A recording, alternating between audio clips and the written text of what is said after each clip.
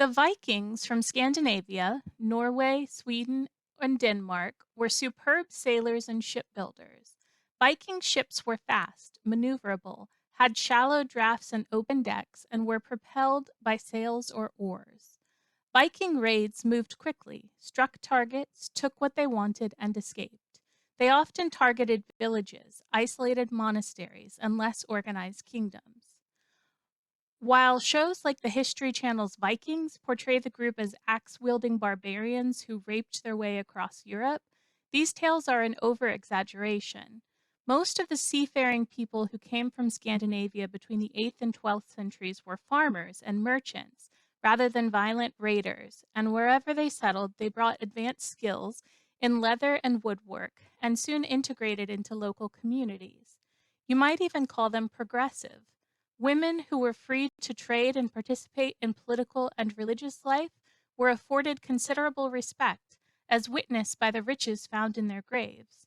Vikings were also in touch with their softer side, fussy about appearance and hygiene and very fashion conscious. Archaeologists find more Viking combs than either swords or axes.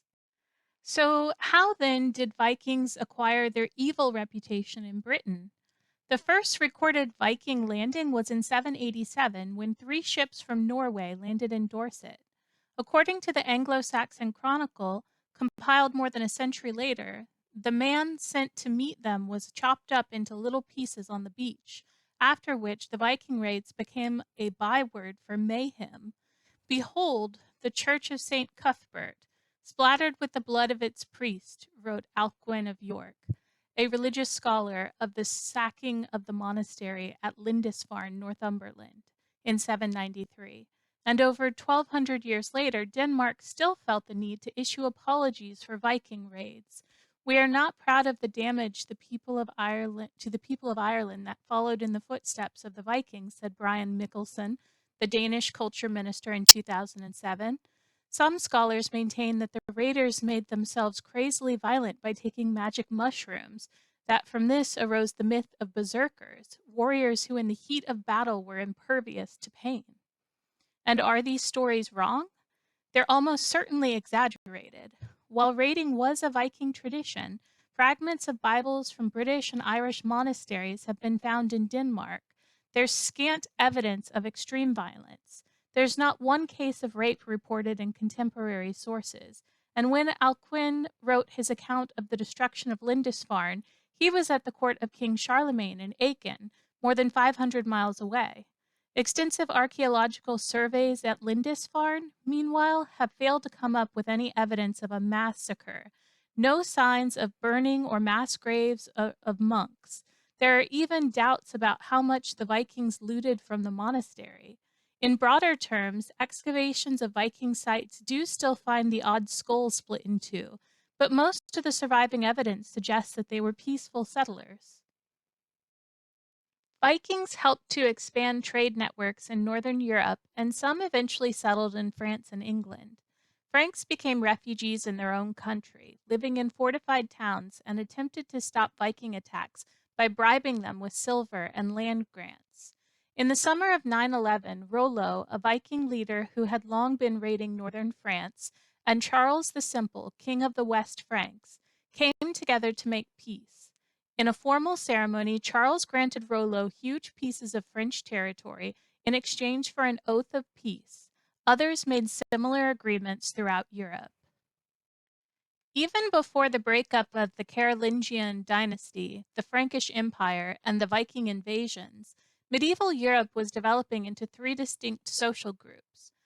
First, the nobles provided government, protection, order, justice, and ran the society.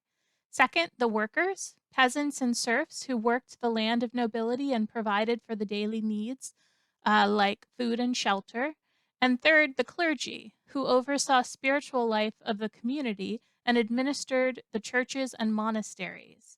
All were part of a system known as feudalism, and the workers were also part of a system called manorialism.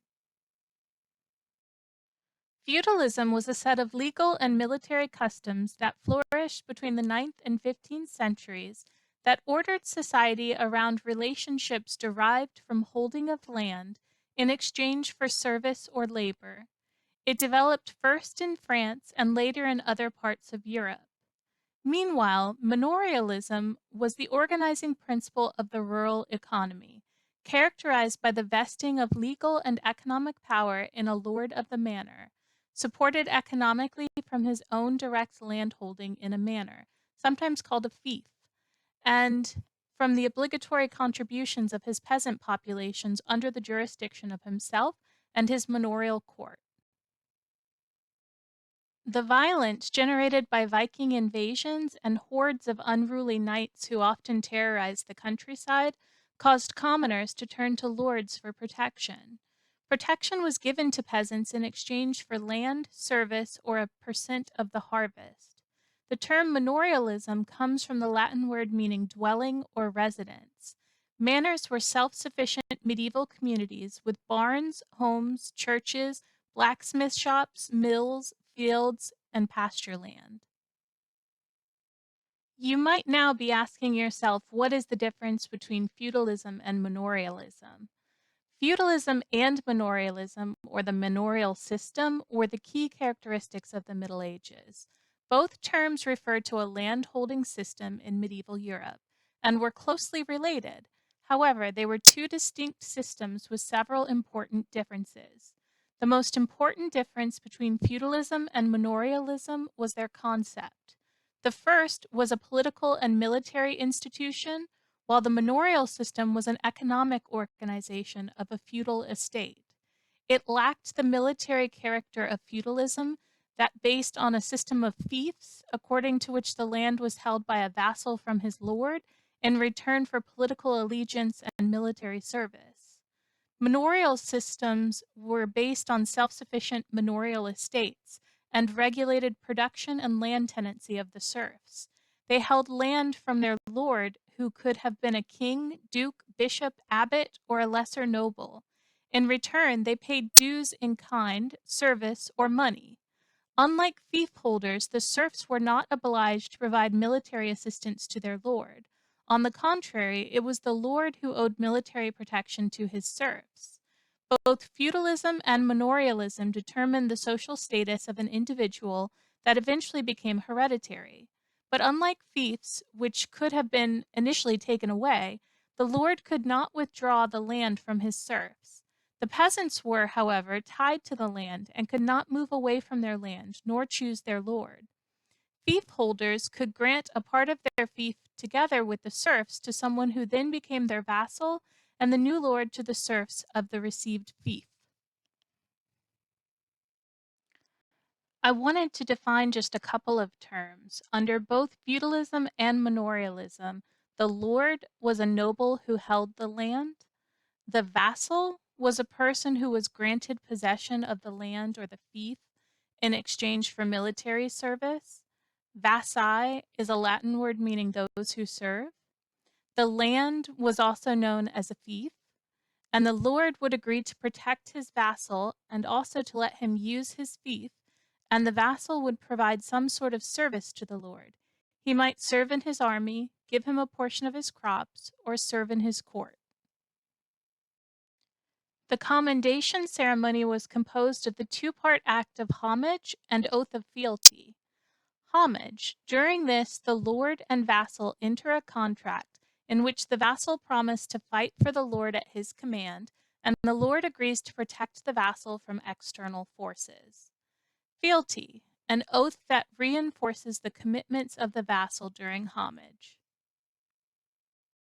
The line of power ran from the king to great nobles to lesser nobles to the lowest level of knights. Knights did the fighting and over time perfected the art of war. Their weapons got better and better as the Middle Ages went on. They had access to a shield, sword, lance, battle axe, and dagger, and they developed superior armor, starting with leather armor, then chainmail, and then finally building up to plate mail armor.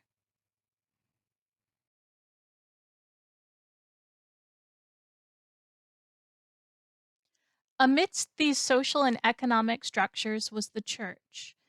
It had a hierarchical organization of popes, bishops, priests, and monasteries modeled after the Roman Empire that took over some of the political, administrative, educational, and welfare functions of the kingdoms. The church became super wealthy, and many accused it of corruption and forgetting its central spiritual mission during the Middle Ages. By 1100, most of Europe embraced Christianity, but still, there was some superstition and belief in magic that lingered.